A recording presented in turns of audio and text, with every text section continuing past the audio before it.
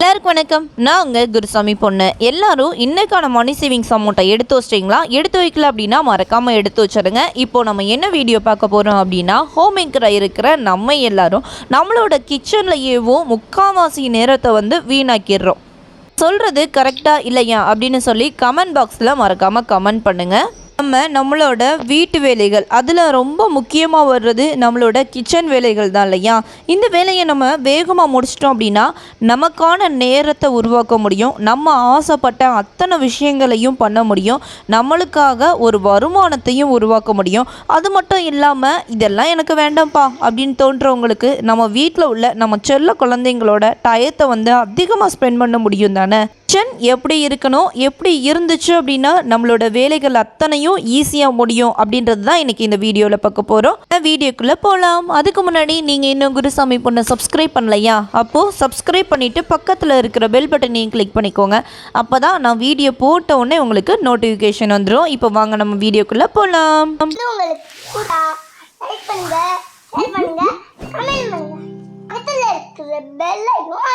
கிச்சனை நான் எப்படி மெயின்டைன் பண்ணுறேன் அப்படின்ற சில விஷயங்களையும் நான் உங்கள் கூட ஷேர் பண்ணுறேன்.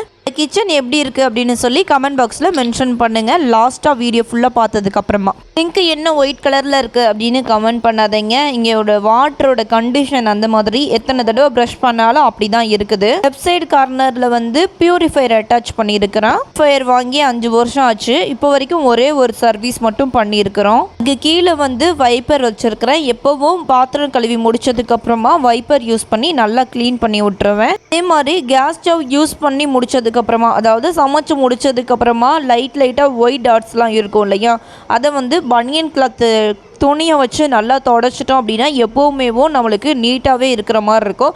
இதை ஒவ்வொரு தடவையும் பண்ணணும் அப்படின்னா நம்மளோட கிச்சன் ரொம்ப ப்ரெசன்டபுளாக இருக்கும்.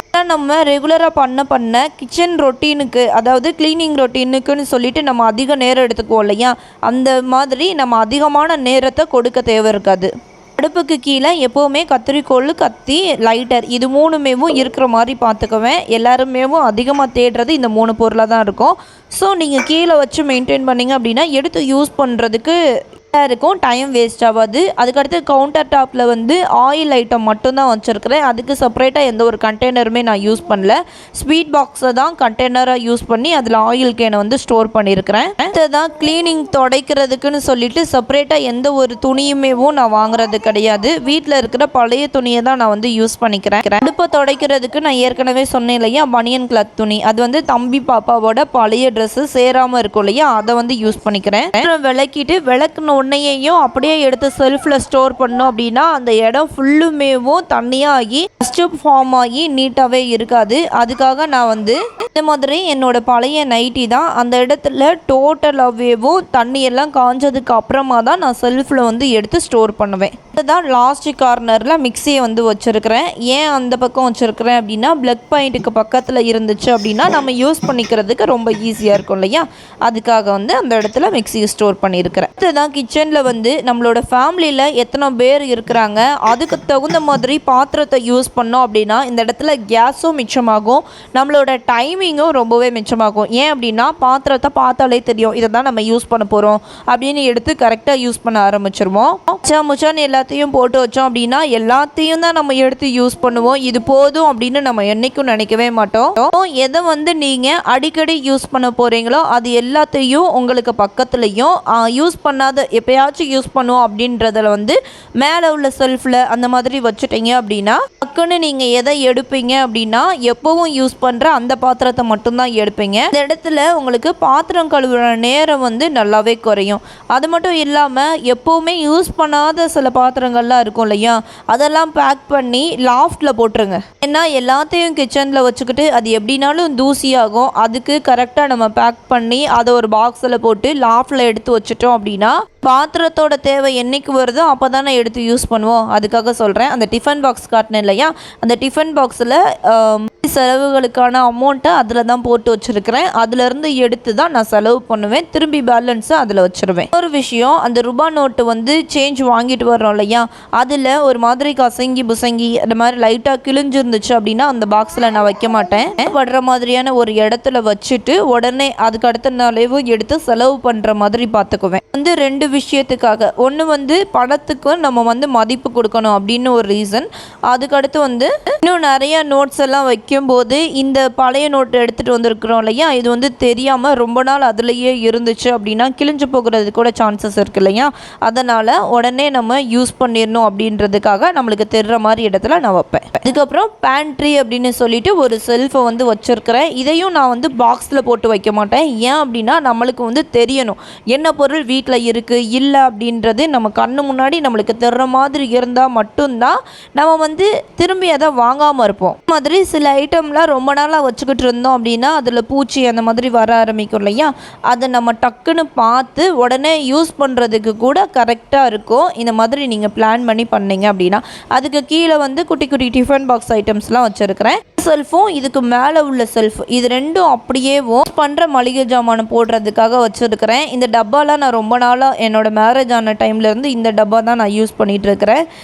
லாஸ்ட்டு தீபாவளிக்கு வந்து பிங்க் கலரில் இந்த கண்டெய்னர் இருக்குது பார்த்தீங்களா, இது மாதிரி எனக்கு ஒரு 2 டசன் வந்து வாங்கி கொடுத்தாங்க. அதை நான் இன்னும் யூஸ் பண்ணல, அப்படியே தான் வச்சுருக்கிறேன். அதை வேகமாக யூஸ் பண்ணணும். இதெல்லாம் நல்லா தானே இருக்குது, ஏன் அதை யூஸ் பண்ணணும் அப்படின்னு சொல்லிட்டு எனக்கு மனசு வர மாட்டேக்கி. வேறு ஒன்றும் கிடையாது. கேட்கலாம், நீங்கள் தானே வாங்கினீங்க, அப்புறம் ஏன் அதை யூஸ் பண்ணாமல் வச்சுருக்கீங்க அப்படின்னு சொல்லிட்டு. நான் வாங்கலை, அது என்னோடய ஹஸ்பண்ட் எனக்காக வாங்கி கொடுத்தாங்க.